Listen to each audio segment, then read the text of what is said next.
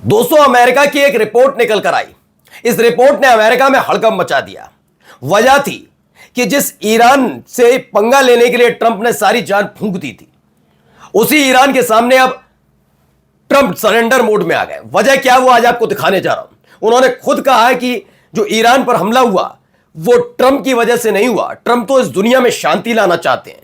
दरअसल उनके सलाहकारों की गलती है, जिन्होंने ट्रंप को उकसाया और उसकी वजह से ट्रंप के आदेश पर ईरान पर हमला हुआ।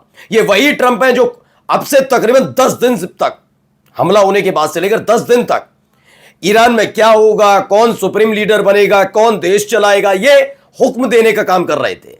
और अब वो कह रहे हैं इसमें मेरी कोई गलती नहीं है कि मैंने ईरान पर हमले का कोई आदेश नहीं दिया, बल्कि ये मुझसे दिलवाया गया मेरे सलाहकार मक्कार है। मैं नहीं कह रहा, दिखा दूंगा भाई। और तो और ये इसलिए कहा जा रहा है क्योंकि अब ट्रंप की कुर्सी भी हिलने लगी है। अरबों, जी हां, 46,000 करोड़ का बारूद 2 दिन में फूंक दिया अमेरिका ने। और इसे लेकर अमेरिका के अंदर ट्रंप को लेकर गुस्सा है। इसीलिए आगे आकर यह कहना पड़ रहा है, जान जोखिम में है एक एक अमेरिकन डिप्लोमेट की, इसलिए कह दिया पूरा मिडिल ईस्ट छोड़ दीजिए। जी, यानी खामनेई साहब की जो इच्छा थी वो पूरी हो गई है क्या वाकई मिडिल ईस्ट से अमेरिका खदेड़ा जाने लगा है। और ईरान का एक नया ऐलान है।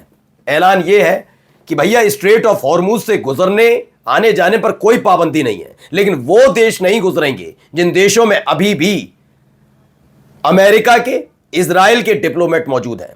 अपने देश से भगाओ इनको और स्ट्रेट ऑफ हॉर्मुज में एंट्री पाओ। नमस्कार, मैं हूं प्राजपल गौतम और आप देख रहे हैं टाइम्स एक्सप्रेस। सबसे पहले एक बयान सुनाने जा रहा हूं।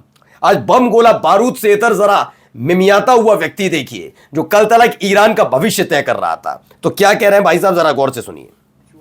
Very quickly approaching the point of no return, and the United States found it intolerable, in my opinion, based on what Steve and Jared and Pete and others were telling me. Marco was so involved that I thought that they were going to attack us. I thought they would, if we didn't do this at the time we did it, I think they had in mind to attack us. And तो Trump का कहना है कि उन्होंने Jared Kushner, जो इनके दामाद हैं, वो स्टीव विटकॉफ, ओके, और पीट हेगसेथ की सलाह पर ईरान पर बमबारी का आदेश दिया। यानी मेरे सलाहकार, यानी इनके खुद के सलाहकार मक्कार हैं इसकी वजह से। दरअसल ईरान पर हमला तक तो ठीक था, लेकिन जो खबर खामनेई साहब को जुड़कर आई सामने, उसने सबको हैरत में डाला है। इसलिए गुस्सा और चरम पर है। यह अमेरिका समझ गया कि अगर यह हमला पिछले जून में जो हुआ था पिछले साल, वहां तक सीमित रहता तो शायद ईरान के हमलों का उस स्तर तक असर नहीं होता जितना इस बार है। ठीक है ना। खामनेई साहब के इंतकाल की खबर ने ईरान को झकझोर कर रख दिया, और उसके बाद जो अमेरिका की दशाएं बिगड़ गई हैं, दिशाएं, चारों दिशाओं से जो हमले हो रहे से दशाएं बिगड़ी हैं, उसकी वजह चेहरा लटक गया। अच्छा, आपको लगता है कि इतना आसान है डोनाल्ड ट्रंप पर फर्क पड़ेगा? दरअसल अमेरिका मिडिल ईस्ट में जो तैनात अमेरिकी सैनिक है उनकी मैयतें उठ रही हैं। ये खबर हमने आपको दिखा दी। इसको लेकर अमेरिका में गुस्सा है। ईरान पर हमला क्यों किया, अब ये पूछ रहे हैं अमेरिकन। वहां के विपक्षी पार्टी के सांसद पूछ रहे हैं। ऐसा वैसा देश मत समझिए। अमेरिका में सबकी जवाबदेही तय होती है। कोई सनक भरा व्यक्ति आया, उसने आदेश दिया, ऐसे नहीं चलता। वहां पर एक एक चीज का लेखा जोखा देना होता है। मीडिया घुटने नहीं टेकती राष्ट्रपति के सामने, वो सवाल पूछती है कि आप बिगाड़ रहा था ईरान आपका। इसमें ये कह रहे हैं इनको लगा, इनके दामाद को और इन दोनों स्टीव विटकॉफ और पीट हेगसेथ को, कि ईरान अमेरिका पर हमला बस करने ही वाला है। जबकि उस समय क्लियर खबर थी कि ईरान ना इजराइल पर अटैक करेगा ना किसी पर। अमेरिका तो दूर की बात है, लेकिन अगर हमला हुआ तो वो छोड़ेगा भी नहीं। तब भी उसने कहा था हम अमेरिका पर हमला नहीं करेंगे, हमारा हमला मिडिल ईस्ट में बने अमेरिकी बेस होंगे। और वो किया उसने। तो क्यों हमला किया था ईरान पर आपने? अब क्यों ये बयान देना पड़ रहा है, किस तरह क्यों स्थिति है? तो जरा एक रिपोर्ट देखिए। द वॉशिंगटन पोस्ट के मुताबिक ईरान के खिलाफ युद्ध के पहले ही 2 दिनों में ही पेंटागन ने लगभग 5.6 अरब डॉलर के हथियार, यानी तकरीबन 46,000 करोड़ के हथियार और गोला बारूद इस्तेमाल कर दिए। कितने? 46,000 करोड़ रुपए के। छोटी मोटी रकम नहीं है। रिपोर्ट के मुताबिक खर्च सिर्फ म्यूनिशन, यानी मिसाइल, प्रिसीजन बम, इंटरसेप्टर आदि का है। इसमें सैनिक तैनाती, विमान, नौसेना या लॉजिस्टिक का खर्च शामिल नहीं है। इसमें इसका खर्च ये अलग है कि वो युद्धपोत साउथ चाइना सी से यहां आ गया, वो उधर से बुलाकर इधर खड़ा कर लिया। ये ईंधन भिंधन अलग से खर्च हो रहा है। सब सिर्फ बारूद ही बारूद फूंक दिया इन्होंने।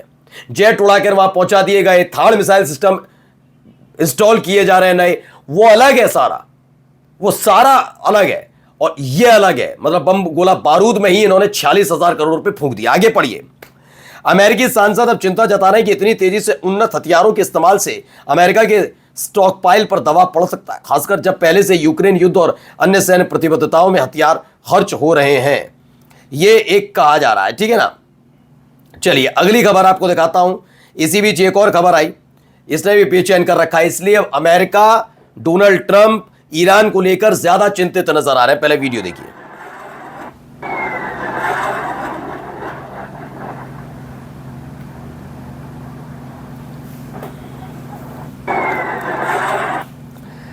तो खबर क्या है, ईरान के पास बड़ी संख्या में ड्रोन हैं जो अमेरिका के सभी मित्र अरब देशों में कहर बरपाए हुए हैं। यूएई एयरफोर्स पर को ममजान बीच के पास ऐसे ही एक ड्रोन को मार गिराने के लिए F-16 फाइटर जेट से पीछा करना पड़ा। एक बड़ी सच्चाई इस युद्ध में यह है कि ईरान के सस्ते ड्रोन से निपटने के लिए इजराइल अमेरिका को महंगे हथियार इस्तेमाल करने पड़ रहे हैं। महंगे इस्तेमाल करने पड़ रहे हैं। यही एक अंतर था दोनों के बीच का। इस ऐसे ही नहीं है 46,000 करोड़ रुपए का बारूद फूक गया, नहीं, इसने बनाई ही ऐसी ऐसी टेक्निक है। बहुत सस्ते ड्रोन है और इनके तिगने चौगने महंगे मिसाइल ड्रोन वो रोकने की कोशिश कर रहे हैं ईरान के सस्ते ड्रोन्स को। यह स्थिति है, इसलिए और नाराजगी अमेरिका के अंदर है। अमेरिका की पोल खुल गई है कि उसके आप महंगे हथियार खरीदेंगे या ईरान से अब आगे जाकर हथियार खरीदेंगे। यह तय अब दुनिया वालों को करना है।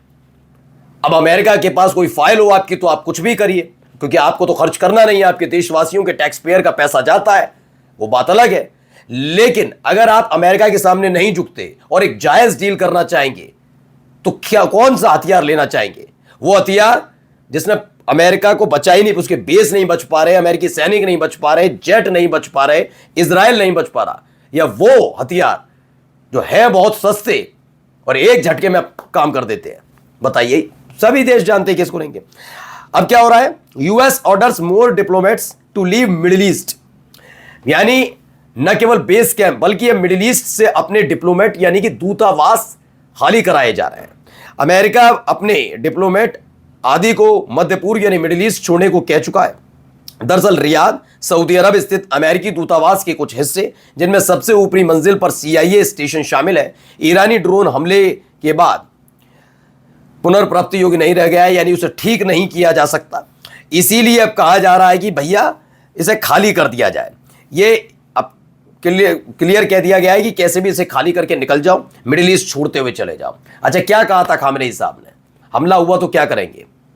मिडिल ईस्ट में धुआं धुआं हो जाएंगे, अमेरिका के बेस, अमेरिकन दिक्कत में आ जाएंगे। और देखिए वही हो रहा है। इन्होंने क्लियर कह दिया कि भाई ये छोड़ के जाओ, छोड़ दो जल्दी जल्दी। और इन सब के बीच एक खबर भी है। वो खबर क्या है जरा पहले इस वीडियो के साथ दिखाऊं तो बेहतर है।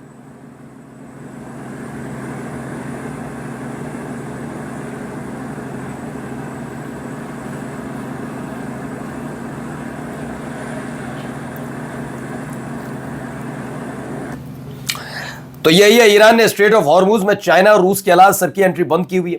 रात को ईरान ने IRGC के हवाले से बताया कि जो भी देश US और इजराइल के राजदूतों को अपने देश से निकालेगा उसको स्ट्रेट ऑफ हॉर्मुज में से गुजरने की इजाजत दी जाएगी।